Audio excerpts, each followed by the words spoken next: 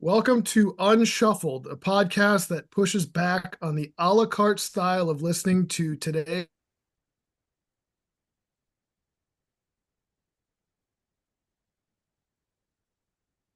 music streaming platforms. We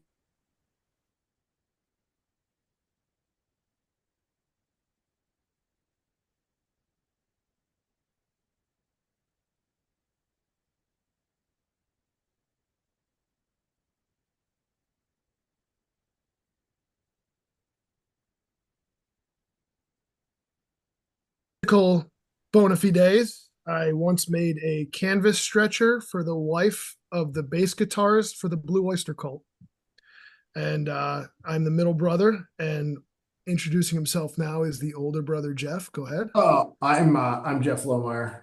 I'm the older brother. I have nothing to add at this moment, but throughout the rest of today's podcast, I'll be sharing amazing tidbits that you'll all find very valuable as we roll through this blast of the So past. excited. Yeah, super pumped. I'm ready to roll. This can be great. And Yeah. then the youngest brother Ben. Yeah, I'm Bennett. My musical bona fides are I played Scrapey Stick for Aerosmith on their summer of 1979 tour.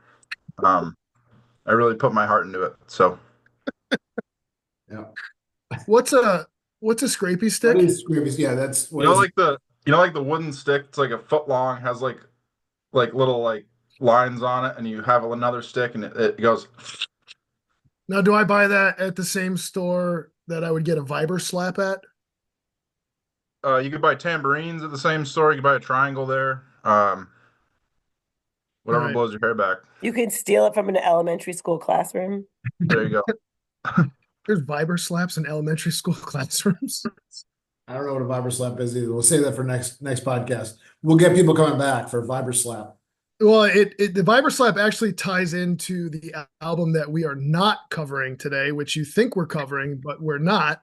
And because the particular band that we've decided not talk about uses Viber slap in like every single one of their songs, which Ben is going to get to. So this week we're recording Motorcade of Generosity by Cake. We decided against that because we felt like we could dig into the previous three albums because there was some depth to them. But while Motorcade of Generosity is like a good album to listen to, it's catchy. I mean, I like it, but it's just there's no content on what it's about and why. And I think they were quoted. Cake was quoted as like, all these bands in the '90s are getting in their feels. It's the early '90s. We're just gonna record something where there's nothing behind it, which cool, but it was hard to figure, any sort of coverage on it. So we chose a different album. Actually, I did, and it was "Chutes Too Narrow" by the Shins. It's a great Great, album. great pivot. Great pivot. Good, Although I good. will say, if you haven't listened to that album and if you only want a taste of it, the song on that album, Jolene, not the one that Dolly Parton wrote, but there's a song on that album called Jolene that absolutely hits. It's a wonderful song. So I suggest at a minimum before putting on Shoots Too Narrow to listen along with us, I suggest listening to that song Jolene. So Ben, you want to tell us a little bit about the album that you chose and why? Yes. So "Chutes Too Narrow" was recorded in 2003 in James Mercer's basement in Portland, Oregon. And it was mixed at Avast Studios in Seattle, Washington. The runtime is 33 and a half minutes. And it was the Shin's second album. And there was a lineup change there between the first and second album. The first one was "Oh Inverted World," and the bassist changed due to philosophical differences. Um, so it was released on Sub Pop, which is an indie label, produced by Phil Eck, who also produced for Built to Spill and Modest Mouse. Um, Similar to Smashing Pumpkins, the last album we recorded was Siamese Dream. Uh, this was being their second album.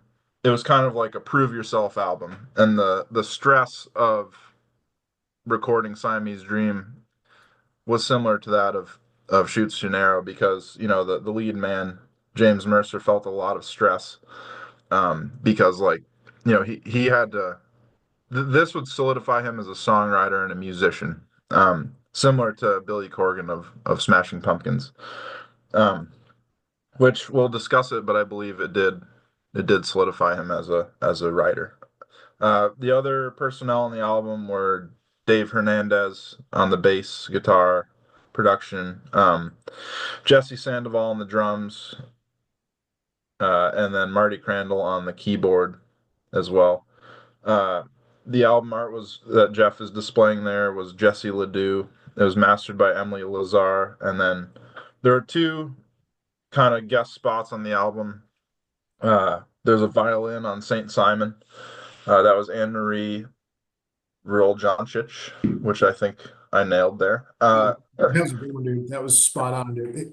And then It was is it a Polish name. I'm a little disappointed because it seems as if you would have been able to get that one right. I think it's right. It's Roljancic. You probably can't see it. Yeah, Anyway, nice work. I think the J sound. I think it's John sound J. a Y? Would it be a Y sound? It'd be, yeah, like yogging. Really, For Jancic. for recording movie I never actually saw. I like that better. Okay, and then the last guy there, which I think puts a lot of the sound for that album, uh, is Kevin Suggs on the pedal steel on the song "Gone for Good," which is my favorite song in the album. Okay. So it went, not to keep pontificating here, but it went gold in the U.S., sold over 500,000 copies. We'll get into this as well, but like there was a podcast that James Mercer did like 2 years back or 3 years back that he talked about every song on the album, kind of like what we're doing. Really? And so he kept We're gonna do listening. better. We're gonna tell about those songs better than he could. No doubt. Yeah, no, for sure. You should listen to No, us, no not him. freaking doubt. We're crushing. Like that, if you were gonna think about hanging this podcast up and going back to listen to what he thought about the album, forget that. This is the real deal. We're Yeah, just he's a little guys. too inside biased, you know. Yeah, 100%. So I listed some of the bands he listed as influences, but I also heard some other influences. And just to set the tone, we're about to get into the songs, but here's some of the influences I heard. My Bloody Valentine. What he talks about a lot was Echo and the Bunnymen, who I don't know. Do you guys know that band? No, I'm not familiar, and I told myself I should listen to it, and I just didn't. So sorry. Another one of those same ballpark was Super Chunk, which I don't know. I never That was heard back any. in the day. So Superchunk, now I don't never listen to Superchunk ever.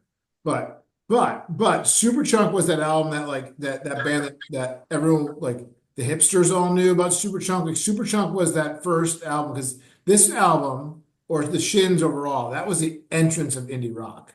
That was the beginning of indie, I believe. Oh, if the Shins aren't hipster patient zero, they're pretty It damn is, close. I mean, they had high tight rolled jeans. I mean, I'm imagining they might not have high tight rolled jeans. Like these guys were the beginning of hipster. Red Sox. Yeah, definitely. I also heard the Clash, the Strokes, who they referenced as an influence, and the Beatles. And I think those last three bands kind of summarize that they were striving for real simple music, but they're letting it stand on its own. Like they wanted this music to, there was no frills to it. It was like very punctual, and like it let the lyrics stand on their own and let the music stand on its own. Holy shit, did the lyrics stand on their own in this album? Oh, they all Yeah. that's it's The lyrics on this album are unreal. Like, so absolutely. I listened to the lyrics, didn't really interpret them or internalize them, but there were lyrics though, which in most albums I don't even hear the lyrics. So Because you listen to I'm being Fist. honest, in most albums, like there is no David lyrics. Bowie. Nothing's entering. This album, yeah, big fan of lyrics. Listen to the lyrics because there aren't any. Yeah, Yeah. Did we get so question about James Mercer. Yeah. Everyone wants to know. Are we doing the ocular update? Is that where you're Everyone going? wants to know what color were his eyes, or are his eyes? He's probably still using them. This is for everybody. This is the eugenics portion of the podcast. So truth is, I don't know the answer. We couldn't find it at I all. think they're However, brown. however, one What question though, I don't know if you see what I'm sharing, right? Um, can you see what I'm sharing? Tootie from Facts of Life. Tootie? Yep. Yeah, her eye color is brown. Right. So if you were I figured we need to provide an eye I'm color. really wondering how you're going to bring this home, Jeff. Well, my view was we needed to provide, we needed to give you an ocular update, critical part of the standard forum, right? And if I wasn't able to deliver on James Mercer, I thought, what does our audience really want to know? Who, if we couldn't provide James Mercer's update, who would they want to know? And I think probably Tootie from Facts of Life is probably second on that list besides Penn James Mercer. So I wanted to give you a Oh, shout Lindsay, out Lindsay has to something to say. Our new producer has something to say. Dude, I just Googled him and I found a picture and his eyes are brown. The not so first bad. picture. Much, Yeah. much like But they're other. kind of hazel. They're kind of hazel though. So I chat GPT'd it. Yeah. And what ChatGPT has to say is James Mercer's eye color is not widely documented in public interviews or media. He generally keeps a low profile, so specific details like his eye color aren't readily available. So, Jeff, if ChatGPT can't do it, although Lindsay just did it, so Lindsay did it. Lindsay did it. Well, what's really important is here we got a quick view of Tootie's eye color, and I think that's just as valuable maybe as Is this the first artist whose eyes are not blue? this is the first, which is why I'm questioning why we should just maybe stop the podcast now. Because I Do you thought we know were there is a very small percentage of the population who have blue eyes? It's like it's below 10%. Just a fact that I know. what color are your eyes, Lindsay? They're blue. They're very acceptable to Jeff. right. Yeah, yeah. We typically only evaluate artists with blue eyes. So this is a unique situation. And all right, well, enough about that. Enough about that. So Well, thank you for the ocular update. yeah, no problem. We appreciate that. So I'd say we could probably start getting into the songs. And so because this is kind of a hipster band, there's not a ton. Like when we looked into Ziggy Stardust and we looked into Tom Petty and we looked into the Smashing Pumpkins, there was just too much information on these bands, and you can go to all these websites and get all descriptions of the songs and stuff like that. The only place I was able to find descriptions of the songs were on the aforementioned podcast called Life of the Record. And his episode was November 8th of 2023. And so all the descriptions that I'm going to be giving you of the songs are my notes on James Mercer's actual thoughts on what he was thinking when he wrote each specific song. And so it starts with Kissing the Lipless. The title is an inside joke about bandmate Neil Langford, who I guess had no lips. For the Lohmeyer family, we all have gigantic lips, but apparently Neil Langford did not have any lips. And it's about the animosity that James had towards Neil for the transition from their former band Flake in Albuquerque, New Mexico, to the Shins. James Mercer had been writing the Shins songs, and Flake was a little bit of a heavier band, and that was kind of the scene. And there was just no place for his songs in that scene. So he kind of decided he'd start a separate band, and James did not really transition as well as the other bandmates. And it seemed like Mercer said that it seemed like Langford was waiting for him to get a big head because the Shins were doing so well.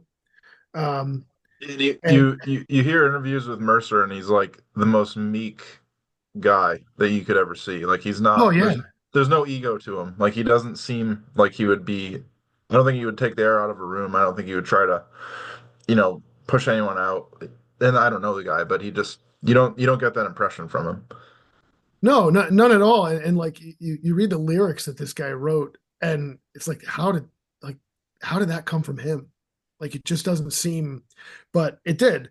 And he also like added like kind of offhand that it's also about ex-girlfriends. And so it's typically just a song about, that type of dynamic between him and his old bandmates, and a little bit of animosity that was carried through.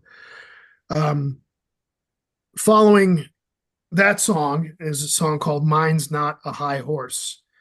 Um, and it was based on a conversation that James Mercer had with Matt McCormick, a professor of film, and it was based on political and philosophical disagreements um, that left Mercer with a bad impression.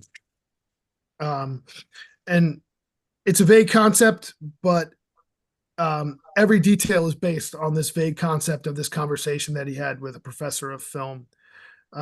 And this is the song um, that has the soul. There's a guitar solo that's inspired by Echo and the Bunnymen, which is the band that you brought up that I didn't bother looking into.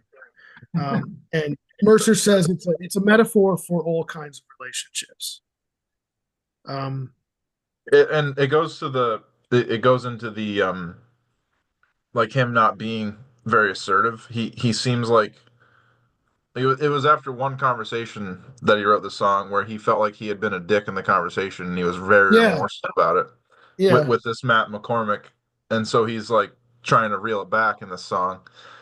But it was probably, and like we all feel this. I mean, I at least I get social anxiety. Like, man, did I come on a little hard in that conversation? Did people think I was like, you know, arrogant or whatever in that conversation? And I don't think I do come off that way, but it's possible.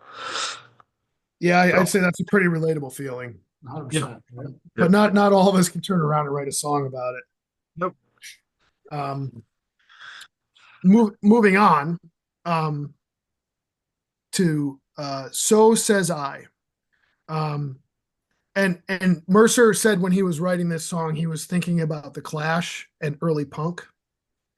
Um, and it goes back to the same kind of concept he was talking about in the previous song, where he thought about how he's perceived during conversations. The back and forth about how society should be run. And it's also about trying to hold multiple points of view about a single issue in your head at the same time.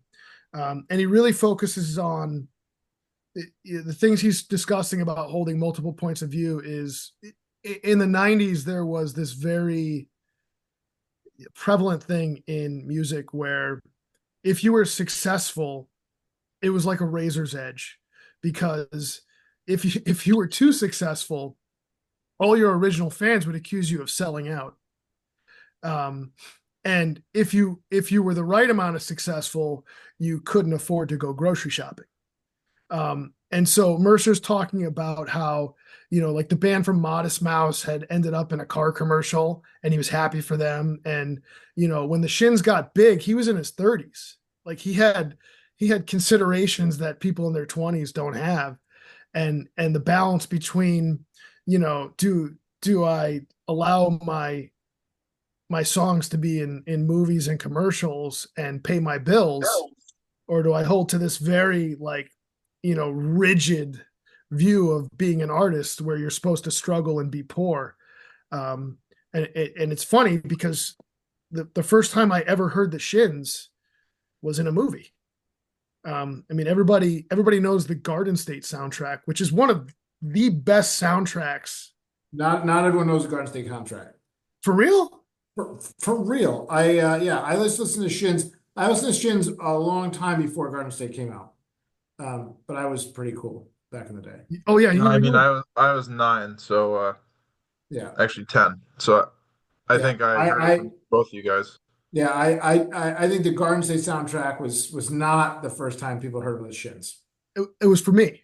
Oh, all right. That's not what that wasn't what I was saying. But Oh. that's where I heard the Shins for the first time. You had talked about the Shins, Hmm. And like we typically do to each other, I was like, yeah, fuck that. I'm not gonna listen to that. Whoa, whoa, whoa! I listen to everything you ever sent me. Huh? I listen to everything you ever sent me. No, okay, we're not. We have time to litigate I'm that gonna one. move on because we don't have the time to dig into that. But um, you had mentioned them, and then the Garden State was basically a movie that was written around a soundtrack, It was. in my opinion. But the soundtrack was unreal. Question Um, for you. sure. Have you seen the new commercials for T-Mobile with what's his name? The guy from Garden State, Raph. the guy from Scrub. Yes. Yeah, Yeah. Homeboys had work done. Like, I don't understand is Scrubs is so good. It was. All And except the last season. yeah, I don't recall the last season. That's because no one really watches it. We pretend it doesn't exist. So it's such a good show. Yeah, those two guys who were just iconic together. And you brought them back together for a T-Mobile commercial. Like, So there's something wrong with that. wasn't the relationship more valuable than a T-Mobile commercial? Yeah, but their So wallets are probably empty.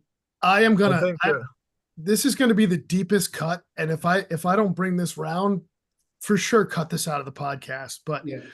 I was obsessed with Fight Club back in the day, to the point where I watched the the movie with the Brad Pitt and Edward Norton, um, where they talk over the movie and talk about what's going on. And there's a scene in the movie where they're walking down this line of parked cars and they're hitting them with baseball bats to make the alarms go off. And they get to one of these new Volk, and they both just kind of look at each other and go, "Yeah, fuck yeah, we're hitting this thing," and they wail on it. And in the in them talking about what they were thinking in that moment, they were basically shitting on the car because it's all these people like trying to package nostalgia and sell it back to us. The new VW was repackaged nostalgia. Like, yeah, we're gonna make this shitty car, and we're gonna assume that everyone's gonna buy it because they have these fond memories of Herbie the Love Bug and Woodstock and all that shit. And thing with that I commercial. feel, huh? Same thing with that commercial with the guy from Scrub. Exactly, Yeah. exactly. So I think Jeff, since you brought that up, I think you have a homework assignment for next time. You have to look at what Donald Faison, who plays Turk from Scrubs, just in my brain, and then Zach Braff. You have to see if they are actually homies or if they're just like. Oh no, they're for sure homies. Are you sure? Yeah, oh yeah. Can you cite your sources? Um, not Jeff, you're not specific. making any sound. The only way as a producer that's why that's Lindsay, that is why, right? That's crushed. See that shit just come right in, Oh right? yeah, there's a reason she's here. Adding value right away, knowing that I'm on mute while I'm trying to talk. That's the only way that commercial, I believe. Now I have to research that because I've been judging, and maybe in reality they're homeboys. To your point, and if Well, they're they are. homeboys, that's just some fun thing to do, and they're getting paid to hang out. So Like good on that's them. that's the American dream And right there. T-Mobile's tapping into our generation who loves them. It all is marketing. Never There's moving. actually a new Volkswagen commercial that is specifically aimed at us. You'll know when you see it. It's got like Star Wars, Love Bug. It's got everything. It's like they're trying to sell, family cars to us now. I do my best not to watch commercials. I don't know about you guys, Can't but if help it I during can the Rangers avoid them, game. I do. Can't help it during the Rangers games. But we definitely should move on All right. to Young Pilgrims. Um, this song was put together under duress. They were paying for studio time. They couldn't really afford it. He wrote it in his van over the course of 2 days. And he was so tired while he was writing the song that he was actually hallucinating from exhaustion. And he couldn't tell if the song was good or not. Spoiler alert, it's good. Um, the name of the album is actually Chutes Too Narrow is actually included in the lyrics. They say they always play the song live, and when he's referring to young pilgrims, he's referring to the door to door religious guys. Elvis. And I think they're not Jehovah's. I think he was, the way he described it, he was talking about like the guys in like the ties and like the backpacks on the bikes. I'm pretty sure those are the Latter-day Saints.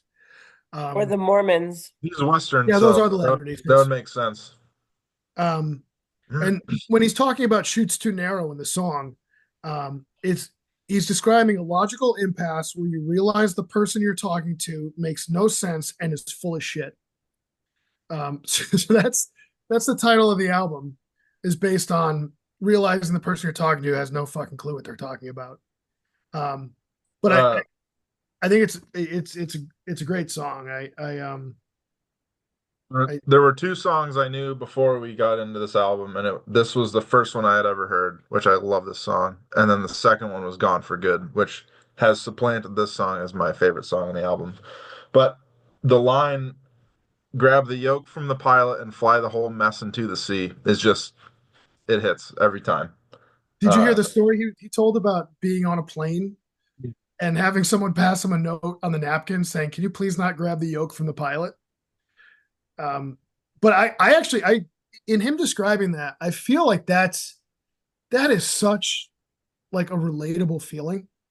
just fuck it. Let's just fly this thing into a mountain. Like I slog and I slog and I slog and I make just enough to pay the bills, and there's no satisfaction to be had, and just fuck it all. And but he's capable of putting it a little more eloquently than that, and putting it to music. But yeah, I mean, like just the way he starts. I mean, I'm gonna read this. Just I'm gonna read a lot of this guy's lyrics because he's just so talented in this part of it. The The poet. song starts. Um, let's see. A cold and wet November dawn, and there are no barking sparrows, just emptiness to dwell upon. I mean, that's how he starts the song. And I know, like, pulled away from the rest, you're like, there's no context to it, but just the way he words, like, just barking sparrows. Like, I mean, the way he puts things, I just think he's such a good lyricist. I actually think he's a significantly better lyricist than he is a musician. Um, the songs hit, but the lyrics hit harder, in my opinion. Jeff, what Great. you think? Muted Yeah. again. I'll We're be, the and this yell is at one him. of my favorite songs. This is one of my favorite songs they play. To Oh write yeah. up. Yeah, I'm a huge fan. And when you those lyrics, I actually sing them when I'm listening to. So that would be a reflection of my particular view. The fact that I actually know the lyrics. Have you Yeah. seen them live?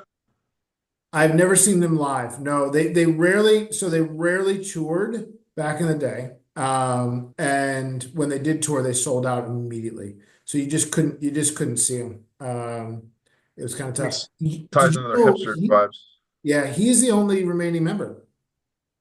Yeah. Yeah, Well, of the original tour, yeah. the original crew. Yeah. So, what when you think like when I think of a band that I knew when I was younger, it puts me in a place. Where do the Shins put you? Because Oh, you my were like my you were in your apartment my apartment in Astoria, right? yeah. We used to just throw them on and hang out in Astoria. Yeah, I mean it's hanging out in those little. You never Ben, did you ever come down? I don't think you ever came down. I was there. I can Yeah, picture it. yeah. Like yeah, just hanging out in Astoria, listening to them. Going to there's a couple random bars that we used to go to that were hipster bars that we used to go hang out in. Like that's where Are the those the shit. ones you used to take me to after the Rise Against shows? Yeah, yeah, super hipster bars. Like that's where the Shins belonged, right? I mean, they were a big deal back then.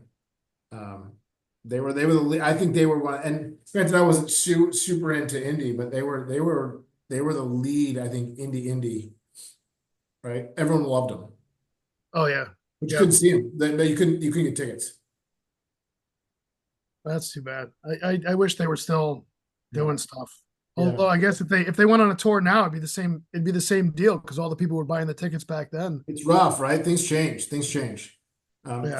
Speaking about things changing, let me share something real quick. Um, What was Deja Vu? did you know Blair from The Facts of Life?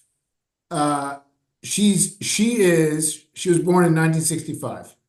She Okay. still got it. Well, I don't know about the picture on the right, whether that's her nowadays or not. Like they had a throwback. The show I mean, it's lasts. not her 2 weeks after the first picture. No, it's not. It's not. The show lasted a really long time. I remember at the beginning, Blair was always one that people didn't really like, but she came around because she was always a conflict. Remember Joe? Her and Joe used to get in battles all the time because Blair was Was a Joe pop. was Joe the guy with the leather coat? Joe was the female who was kind of like the tough, rugged. And Blair was like the Rugged, is that how you forget? yeah, probably the lesbian of today. She's probably not a lesbian. Before you were allowed to say there was a lesbian on the Yeah, show. she's probably the lesbian. Of course, she did have a boyfriend. But anyways, I did want to highlight the fact that Blair, back from the Facts of Life, is now going to be 60 next year. Just to show like things back in the day, right? Just like the Shins albums, right? They I don't know how to wrap. I'm trying to wrap it up, but I can't quite wrap it up. But I'm just thinking about things that are really valuable to all of us, and my memories of Blair certainly are. So just This is the thing I love about you, Jeff, is you didn't listen to the album at all. I mean, you know it, but you didn't listen to it at all. But you were going hard into the paint on the Facts of Life. This is why we love you. I have listened to that album probably more than both of you. Excuse Correct. me. Excuse me. Can I say? Can I say something? One. I don't know anything about the Facts of Life. Never heard of it before right now. Well, Probably canceled before you were born. lucky you're a part of this podcast. Then you are front row seats to the type of education we're giving to our listeners. We'll reel back to that one. Two, was Joe the guy in the leather coat? You got What? me. Joe, well, wait. All right. Well. Wasn't it like a if you're- bad boy? If a person was going to know about the Facts of Life, what years did that run? What was it It was like? the 80s. I was 80s. Yeah, and every 80s show had a Henry Winkler type, Fonzie character with a leather coat with a little cross earring. Joe was a female. The guy in the leather coat.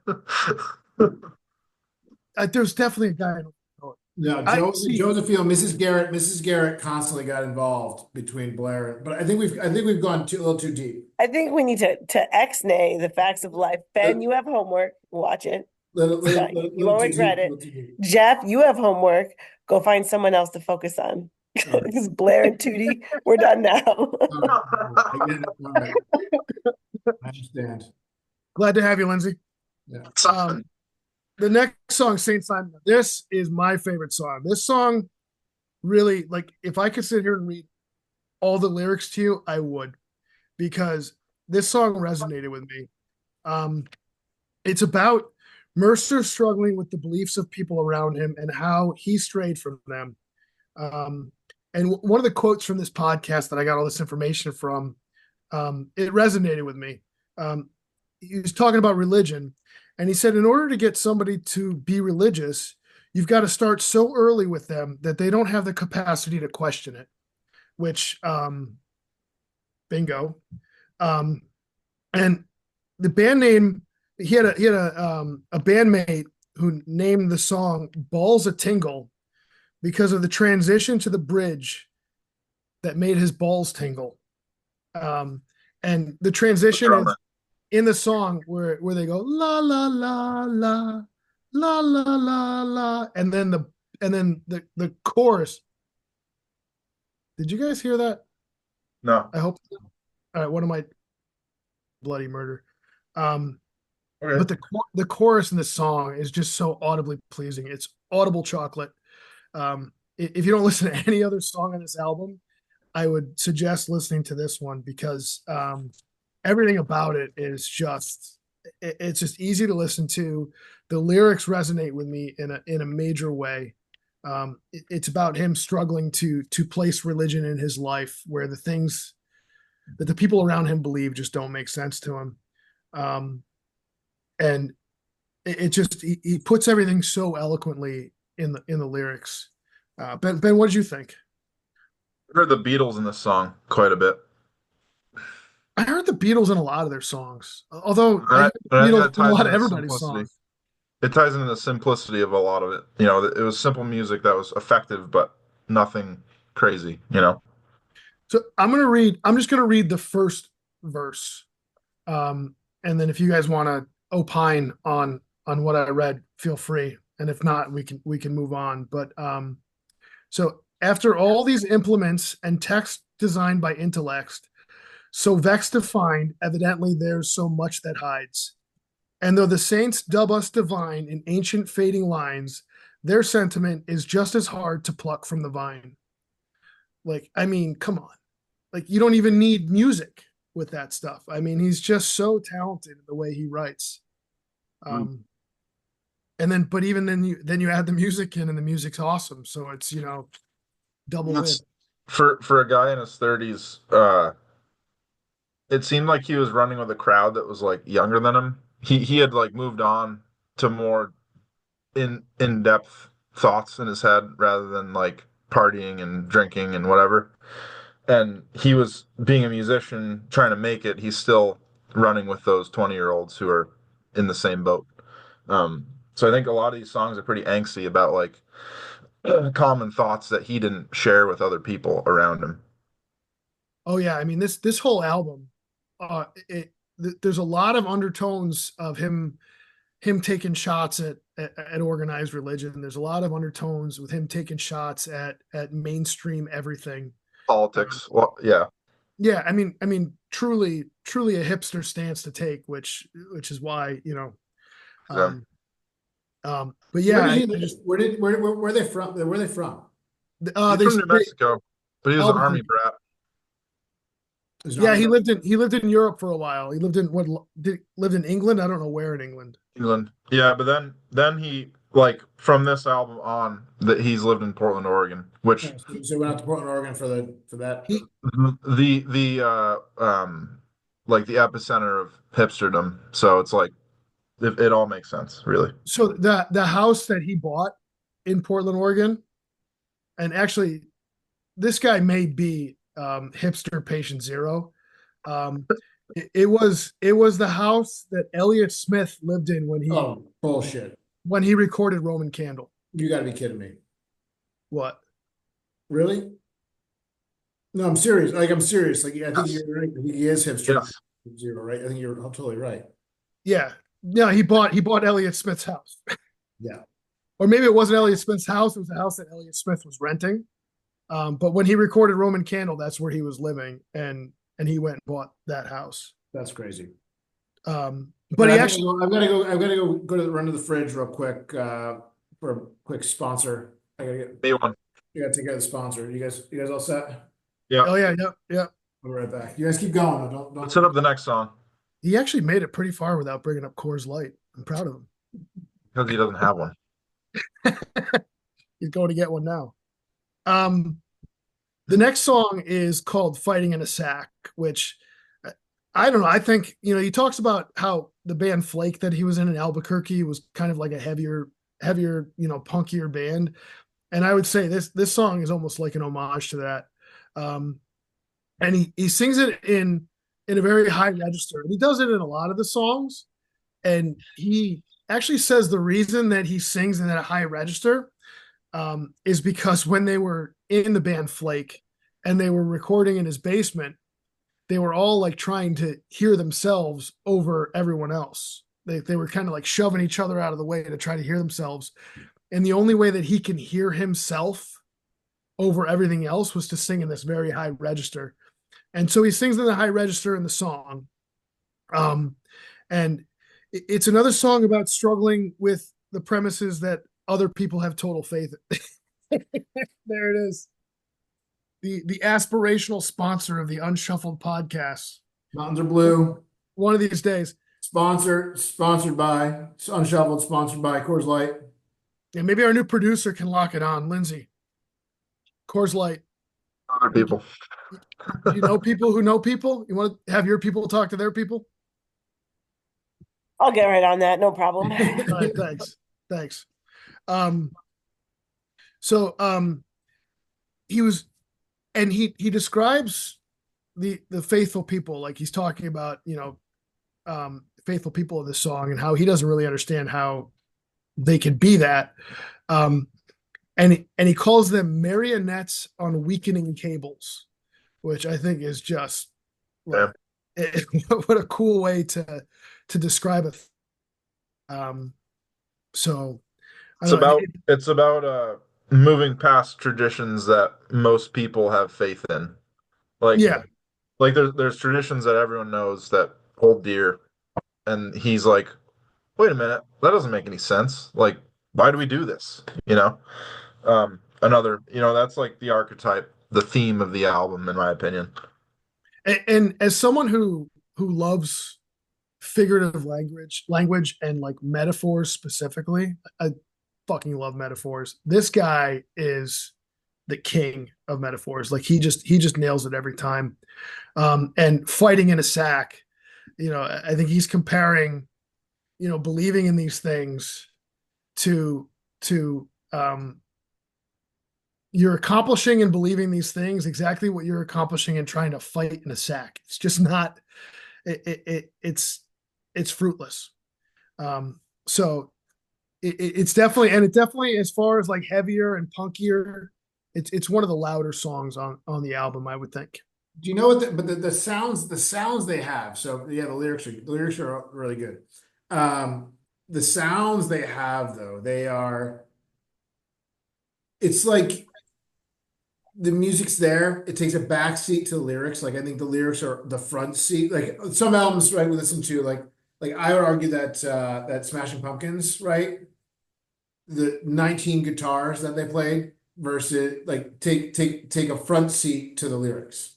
That's what I would argue, Oh, right? for sure. Yeah, the And wall of and guitars. and Yeah, yeah, and this album, right? The musically, right? It when I hear the Shins, my ears like everything just feels good. The it's sound, soothing. it's such a soothing, pure, like the lyrics in the background, like for me, the lyrics are always in the background, right? Lyrics in the background, but there's just a soothing sound around musically Yeah. how we bring these together that they vary, but it just feels good listening to this. It just feels like you can put it on and just have it be there. I remember well, it just, to me, that's what the Shins are about. It's Oh about yeah. the There's sound that there's just bubbles in the background that just feels so good to listen to. yeah, like new slang, which isn't on this album, but it's Whereas, probably their most popular song. oh, all right, New slang. right. Um, gold teeth and a curse for this town. Yes, Like yeah, yeah, oh, yeah, yeah, yeah, so that is probably their most popular song. yeah, And that song is it just kind of carries you. yeah. It's like you could just melt into a chair and It's just incredible. vibe to that song. It's And incredible. he's so actually when I heard that song, I thought they were British. I Well, don't know if it was I mean, he spent a lot of time in England. like the way that he pronounces the words in that song. I thought that the Shins were British. I Yeah. was surprised to find out that they were from Albuquerque. I bet, Um, I bet, I bet a majority of our listeners have never listened to the Shins before. And really, that's what I think. I think a majority of our Majority, listeners, majority of the majority of listeners zero. majority of listeners would have be not I one was listened person. to gonna it. say all three of them, And you, and me, I and would Ben. say, and I truly encourage, like of all the albums we've listened to so far, of all the albums listened to so far, they're all really good. But you've probably heard the other ones. This one, you just got to listen to a bit of Shins. You just do. I Yeah, just no, put them they're on. It's gonna unreal. be something a little bit different, something hipster. Like roll it before you do it. Make sure you take both pant legs, roll them up nice and tight. Mhm. Right? Roll them Get up some nice and cups in tight. your A little bit, jeans. little bit off your shoes. Get a craft beer. Get a craft beer. Get a craft If you beer. have a mustache, wax the shit out of it. Yeah, Plaid shirt. You need a and plaid then shirt. exactly, and then throw the Shins on, and you're On gonna a record. Put it on vinyl. vinyl, then throw the vinyl on, and you're gonna feel good. You're And just apparently Carhartt is now hipster. it's just gonna feel good. So, so throw Yeah. on your best Carhartt vest. It's not hipster. Oh no, Jeff, Carhartt is hipster. It is. It bugged me to death, I gotta but go. I gotta go buy some of that. yeah, for sure, for sure. Um, but yeah, it's. I would say if you wanna the best time to listen to this album is on a Sunday morning if you wake up before the rest of your family, go make yourself a cup of coffee and just sit on the couch, light a fire, and throw this shit on, and it'll be like the perfect moment. But we are going to move to the next song. Quick question, real quick. Sure. No, we're not. Quick question, real fast. Does anybody know who played George Burnett on The Facts of Life? That's the old guy. That was like the old guy. Can you show me a picture? Sure can.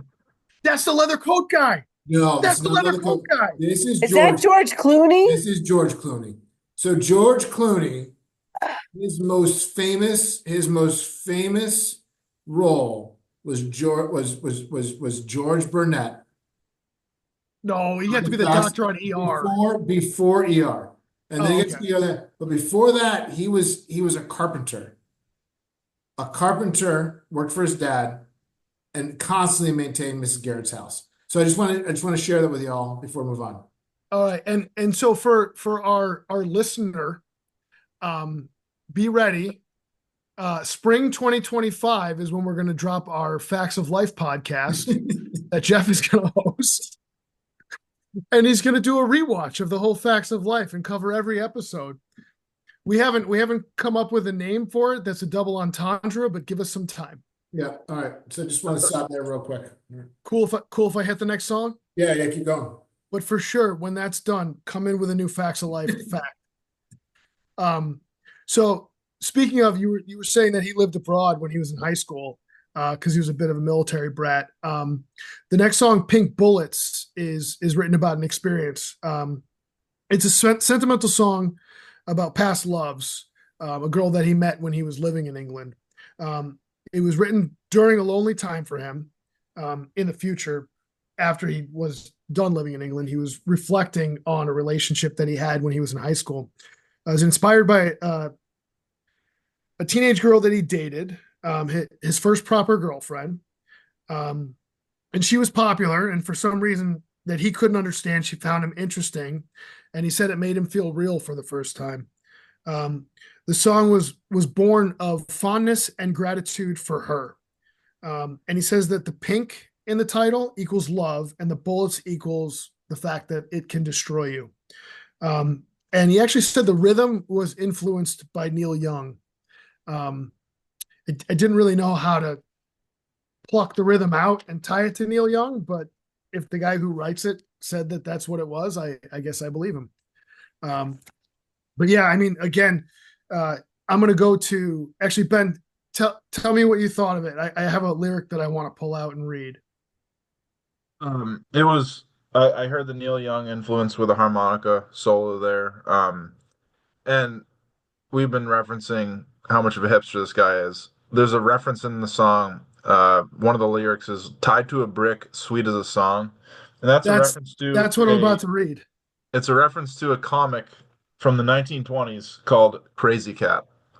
And if you're referencing a comic from the 1920s and you say you're not a hipster, you're just fucking wrong. Because this guy, yeah, I mean, no way around it.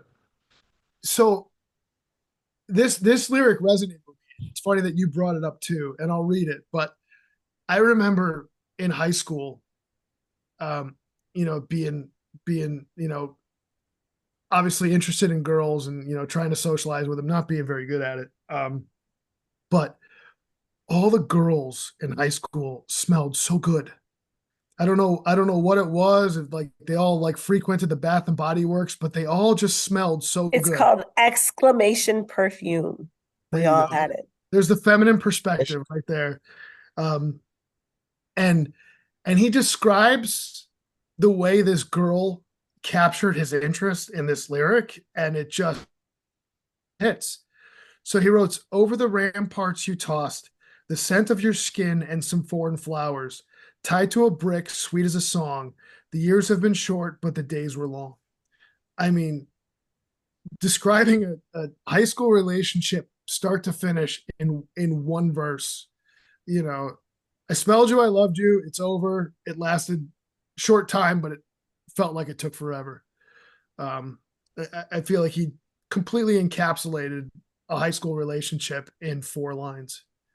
Yeah, there was he felt gratitude and justification from this relationship because he's like, man, she's pretty cool. Why is she with me? You know? So that's kind of the gist of it.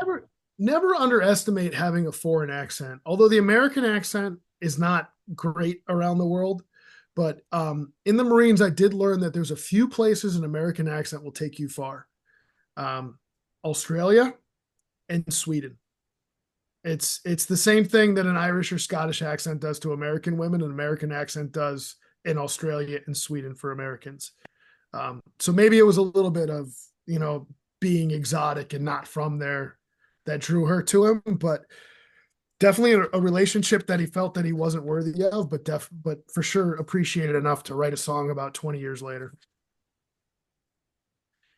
Anybody else have anything to say about Pink Bullets, which is like the coolest name to a song ever? No. No, you got nothing, Jeff? Not this song. No. No. Okay. I skipped this one. I'll listen to it. Huh? I skipped this one when I was listening to it. I was running out of time as I was going through it. The 7 times I listened to it, each is really weird. Each time I was 47 minutes ago. The 7 times that I went through it before in preparation, each time I was running out of time. And when I got to Pink Bullets, I'm like, oh no, I'll skip this one. I went to the next one. I gotta stop. I gotta find out what color his eyes are. Every single time. So that one I just didn't get the 19 times I listened to the album for. But this is the first time that you've described listening to a song or not listening to a song where you haven't brought up buying fast food at the same time. So congratulations. You're progressing.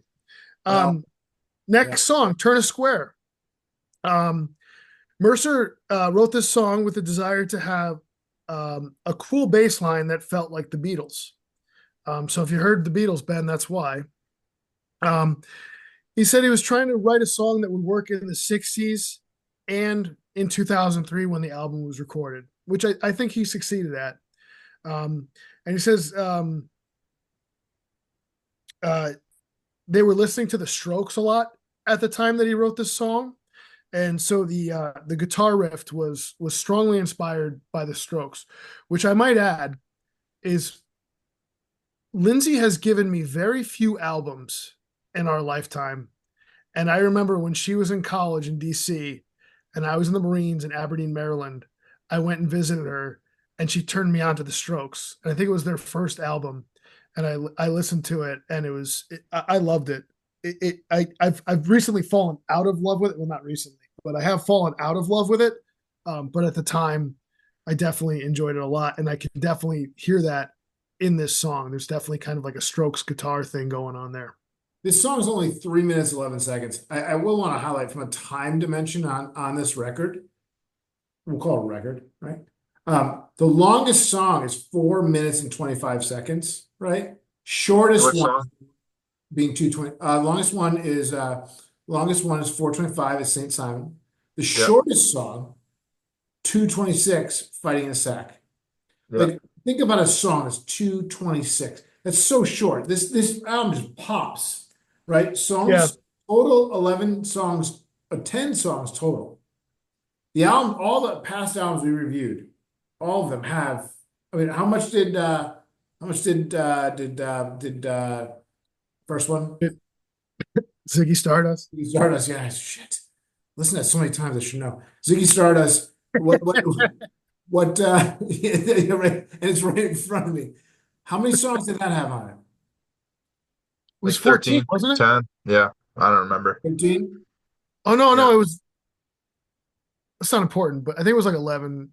I think it was like 43 minutes. I remember the minutes. I mean, this album was 33. Kind of a quick listen. I like it. Short and sweet, right? I like short albums too. It's like a compressed experience. Yeah. Thanks for the quantitative assessment, Jeff. Yeah, I just want to give you that because I think it's really impressive that most of the songs are between 2 and 3 minutes, which is just you can crush it, right? 10-4. I have to say, like this album, and he never stated them as an influence, and I don't think they were an influence, but it's very British Invasion to me. Like it's very like they're trying to go for that British invasion feel with short poppy songs that hit hard in a very short period of time. Um, and I almost like so on the playlist that we did, the Quarantine Brothers and Sister, Ben played a song by this band called the Alalas. Um, and it's the only song I ever heard from them. But if they have like a very, and I described this to Ben earlier today, like the song that he put on there sounded like something you'd hear blaring from a VW bus with surfboards on top of it. Like it was a very like beachy, like echoey guitar, which you see throughout this album. Um, and then like I feel like if you mixed that with Bell and Sebastian, you'd get the Shins. Like it almost feels like those two together. And Bell and Sebastian have a lot of very short, hard hitting, quick songs as well. Um, but yeah, I there's something to a short album. I don't know. I could do a double album. I can like the Tom Petty album was really long. It was long. It was long. That was a long But album. I just like I appreciate an album that you can listen to in one car ride. Knock it out, right? You get the beginning, middle, and end in one trip. Get out, get a cruller, Hell yeah. coffee, get back, you're good to go. Get a cheese Danish. Cheese Danish, and you're all set. You can listen to the whole album on the way. So next song, unless Jeff has any facts of life facts to throw in. No, Don't stretch. it's probably, Yeah. probably not relevant to this conversation, is it? Is Ben's favorite song on the album, and actually one of my favorite songs on the album as well. Gone for Good. And Mercer mentions when he's talking about this that his father was a country music singer while he was growing up, and that him and his sister would fall asleep in the booths at smoky nightclubs while his dad was performing. It's the only song on the album that features a steel guitar, which actually kind of works. And it was originally called A Call to Apathy. It's a breakup song about relationships that last way longer than they should, which I think everybody could probably relate to. And there's some really, this is another song that has some really good, hard hitting lyrics. Let me throw one at you. Yeah, go ahead. In this, David Bowie used a similar symbol in a song. You want to fight for this love, but honey, you cannot wrestle a dove. Which is like, I thought the way that was delivered, and this is probably the only negative thing I'll say is I thought the way that delivered was a little cumbersome, but I also like it's one of those things like, anyone who says they're going to fight for peace, it's kind of a self-defeating argument. Like you can't fight for peace. You can only peace for peace. And that's heavy shit. Right? That's why our fan comes here, Jeff, is for that hard-hitting heavy shit. That's some serious stuff. The one line that resounded with me, and in listening to it and this is again supports the whole reason we do this. When they sing, you hear the lyrics and you don't necessarily hear them correctly. There's a verse where he goes, "Just leave the ring on the rail for the wheels to nullify." And I didn't realize he was saying for the wheels to nullify, but he's talking about taking an engagement ring and putting it on a railroad track and letting the train just flatten it. It's like this hopelessness for this relationship. And he also has another line where he says, too much sitting on the fence for the fear of breaking dams. Like he's like, you hold on to this relationship, you hold on to it, you know it's not healthy, you stay in it because you're worried about what's going to happen when you speak the truth that you both know out loud. Like this isn't working. And it's like you like, I'm not ready for this fallout. I'm not ready for this fallout. And I think the whole song's about that. It's about taking, I think this song is about a relationship that he took a year too far. And I feel like we've all been there unless you've just nailed every relationship you've ever been in, but where it's like you both kind of know it's over, but the inconvenience of ending it is scarier than actually staying in it. Um, which I feel like there's a lot of songs written about that particular premise. I had the song had like with that steel guitar, which is why I'm drawn to it. He referenced like a New Mexican sound where they're, where the band formed in New Mexico. And he talked about like playing the song, like they filmed the video in Mexico, in old Mexico, and one of the guys that was putting them up there heard the song and translated all them to Spanish because he loved it so much. And James Mercer, the lead, the lead man, was like, driven to tears by how much that meant to him. Um, but yeah, I love the symbolism in the song, and just the sound is great. Yeah, for sure. Jeff, anything? Question for you guys. Oh, here it comes. In 1979, in 1979, which band did this group listen to? Led Zeppelin.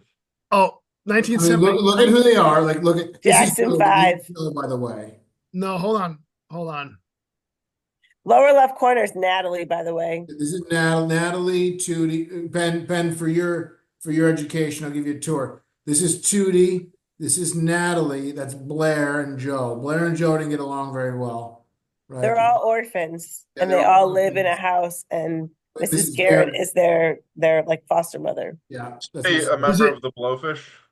is it is it the brothers Gibb? I'm not sure. The question though is, so She has the same hair in as the BB. '88, what band did this crew listen to? For sure they're listening to Duran Duran. I mean, this is Duran This is Duran, I this think is Poison, Tiffany. right? Tiffany. This is Yeah.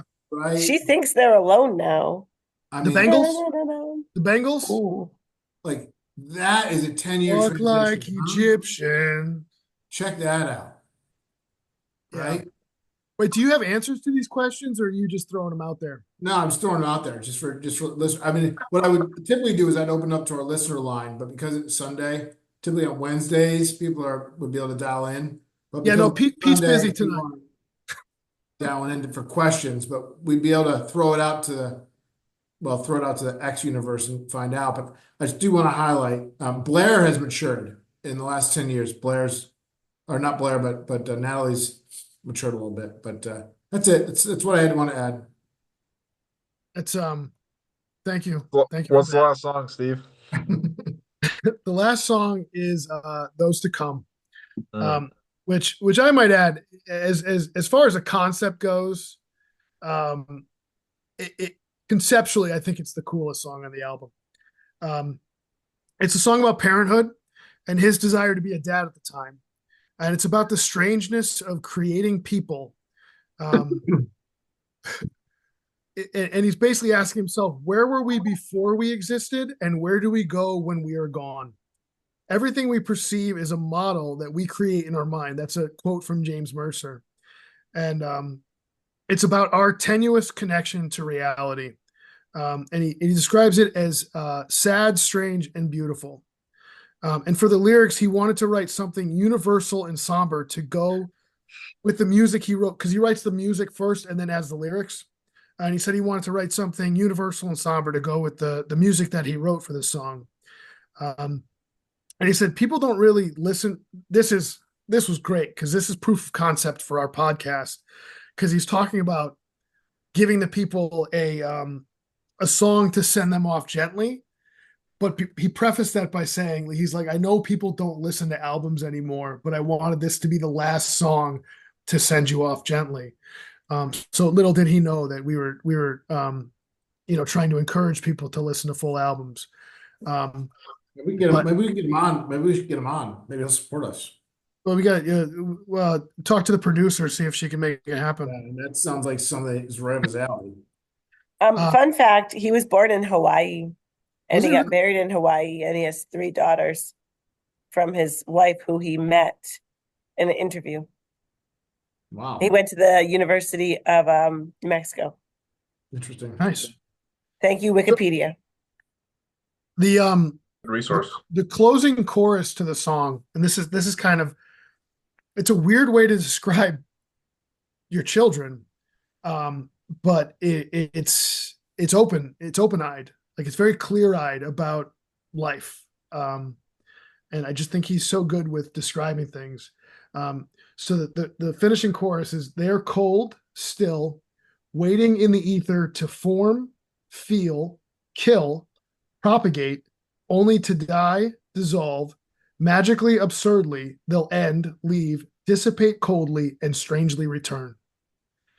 I mean, he's describing the life cycle in a chorus. And the way he does that, and the way he does that, like, Cold, yeah, still, yeah, waiting in the ether to.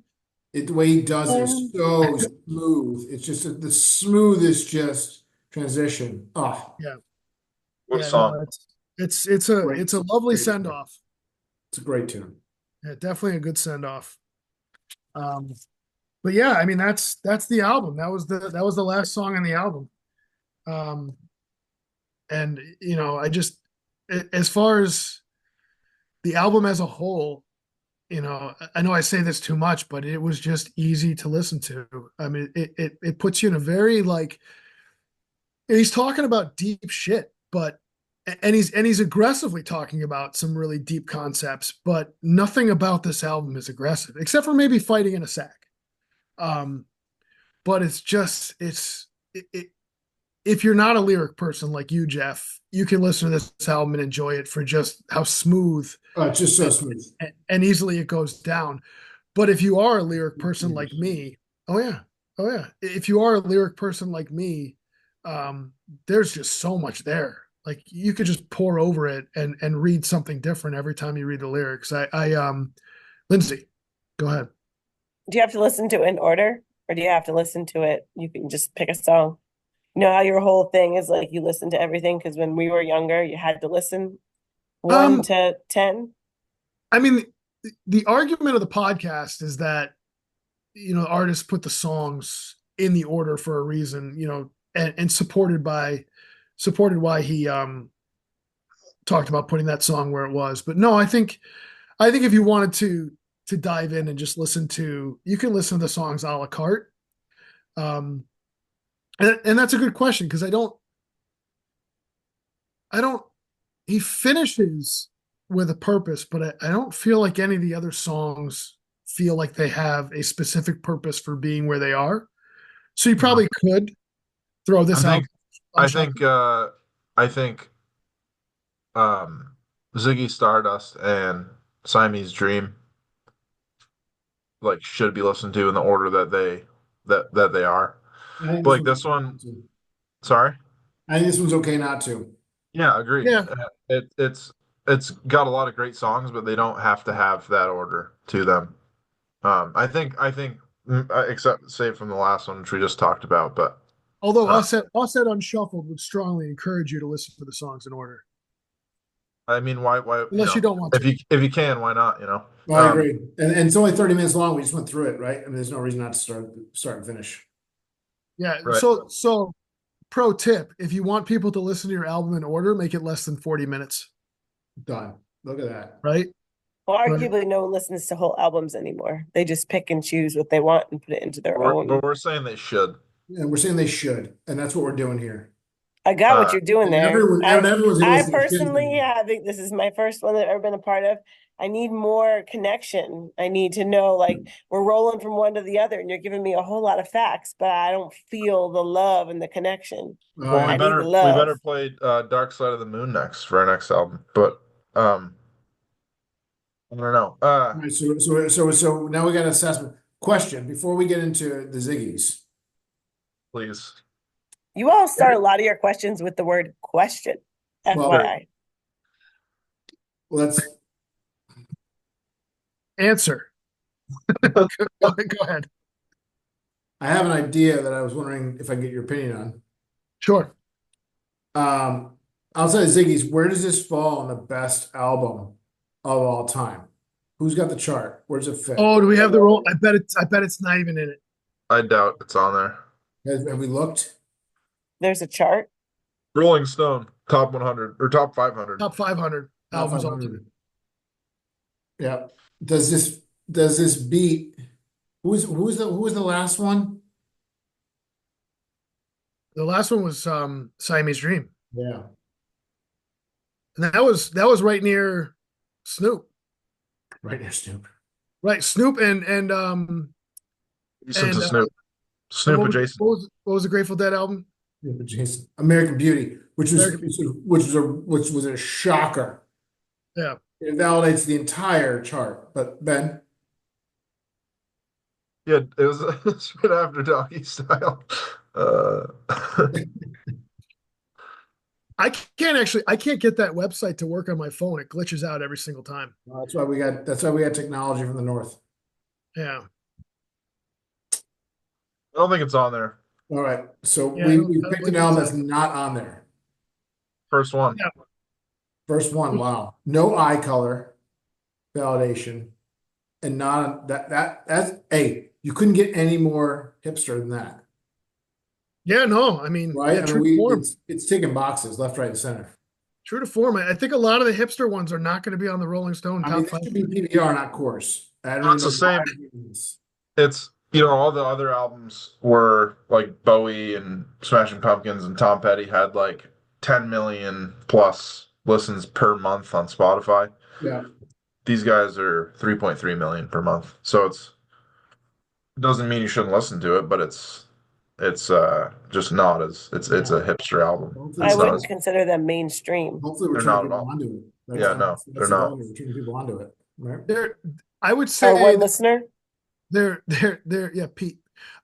They're mainstream to people who don't like the mainstream, right? Like if Like, you're a real hipster, you're like, oh, everyone knows the Shins, but like, I mean, as soon as I thought everyone did. Turns right? out, I mean, I do. Um, but like, to wrap it up, we had said initially that he really wanted to prove himself with this album. He definitely did. It made changes in his life. It was a huge goal, and his dream for the album was realized. And he had made it as a songwriter. Um, and I think now it's time to give this album the appropriate amount of Ziggies. I think so. can you go through the previous ratings for I sure can. once we get into like 30 albums, we can't do this, but So, while we're getting our so, footing, I kind of so want each album is rated out of 15 Ziggies. Steve, Jeff, and I each have 5 Ziggies at our disposal. And that was because the first album we ever reviewed was The Rise and Fall of Ziggy Stardust. So that one still in the lead with 11 and a half Ziggies is The Rise and Fall of Ziggy Stardust and the Spiders from Mars. Uh, Wildflowers from Tom Petty has 8.8 Ziggies, and Siamese Dream has a flat 11. So for this album, um, it's not gonna be my highest rating. I think I love the album. It's awesome. It's really easy to listen to. As far as groundbreaking goes, it's not really there, but it has a clear theme and a clear archetype that kind of happens through the album. So similar to the amount of listeners that they have per month, I'm gonna give it 3.3 Ziggies. Look at you, dude. I like it. Steve, you how other about you? guys. Huh? How about you? How many Ziggies? Um, so lyrically, I I think it's a masterpiece. Um, musically, I don't feel like they're breaking any new ground. So it's hard for me to put a rating on it without feeling like I don't want to put too low of a rating on it because I want to give the lyrics the credit they're due, but I also don't want to put too high a rating on it because musically I think some of the stuff we've already listened to is better. Um, and I can't remember where I was on the other albums. but I'd say for this one, I want to probably give it like a I don't know, like a 3.45. Drawing it out to the hundreds place. That is All right. very specific and makes math very hard. Listen, No, no. I wanted to do We're good. quarters. These boys went off the rails. No, I We're think good. I think it's appropriate. We're fine. So from my perspective, right, this I truly think the Shins overall, they only have 5 albums total, right? This was their second album, right? Oh, Inverted World, you should listen to if you haven't listened to that. You should listen to all of them. No. Certainly Oh, Inverted World in this one for sure. Yep. And I truly think that as I mentioned, I touch my ears because that's actually how I feel. I feel like it just tingles the what are the bones there? You got 3, right? The arm, the hammer, the Hey, brother. bone muscles. You know anyways. The ubulus, which is attached to the upper dorsinus. No, they're definitely called the weird. They're like the arm and the hammer. It allows Well, there's a hammer and the Drum. something else. It might be a drum. Either way, that's for another podcast. Maybe some The homework. cilia. Does it tickle your cilia? So it is in your nose, isn't it? Those are hair. Regardless, I would give this a 3.2 Ziggies. Oh, dang. Yeah. 3.2 Ziggies. I think it to me, the Shins everyone should have listened to and know this album. That's how good this album is. I truly think it's part of indie rock. If you think about indie rock for me, this is like the beginning of it. So Oh yeah, this that rounds it out to a very even and round 9.95 Ziggies. wow. Anyone care to throw an extra 0.05? No way, not So a chance. so it's 10? Not No? a chance. All right. All right. So That's lower than Wildflowers? yeah, well, yeah. Oh no, it's higher. Okay. Wildflowers. So Wildflowers is 8.8. Chutes 9.95. All right. So that's third on the list. Okay. And at some point in the future, we'll have a list of our ratings, and we'll be a little more organized. It's part of having Lindsay on board is she's much better at Who, some me? things that we're terrible at. Huh? We should I'm actually currently share. looking up the bones in the ear.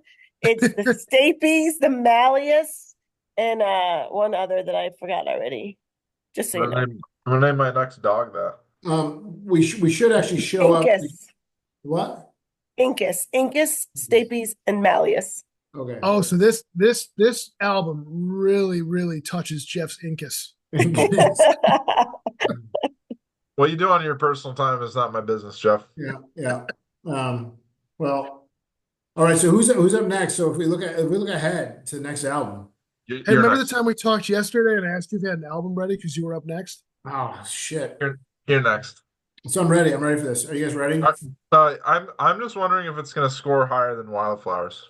It will score higher than Wildflowers. There's not a chance. I actually think this is going to be based on what we've gone through. Not Can I fish. ask you one more thing? Not fish. Can I ask one more question? When you shared your screen earlier and it was Deja Vu by Crosby, Stills, Nash, is that the album? That's the album. Okay. That's the album. Yeah, that's the album. I didn't mean to share earlier.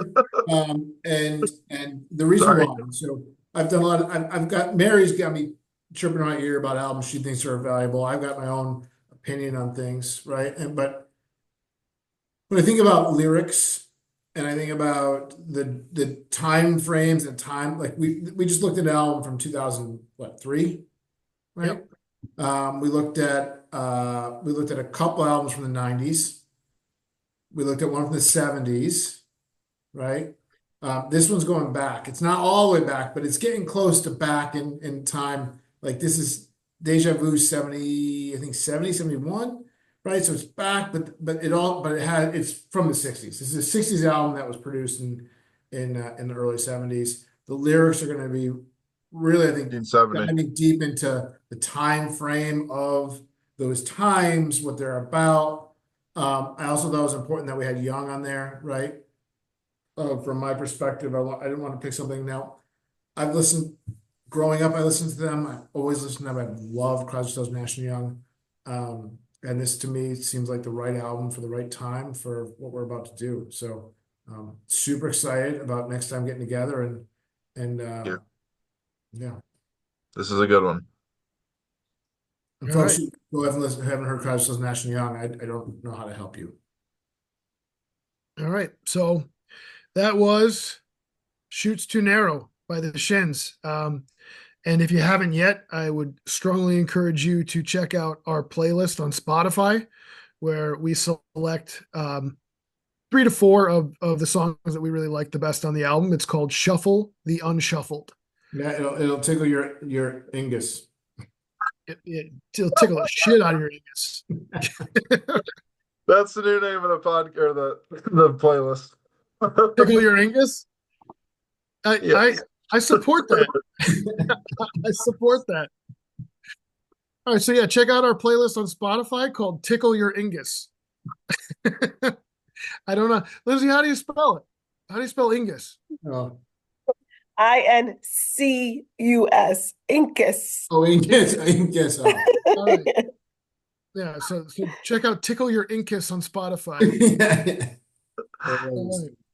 Lindsay, very, very happy to have you on for your first one and hoping you'll come back for the next one. Thanks for hanging out. All right. Well, we'll talk to everybody again in some time soon. Yeah, Jeff, send me this recording.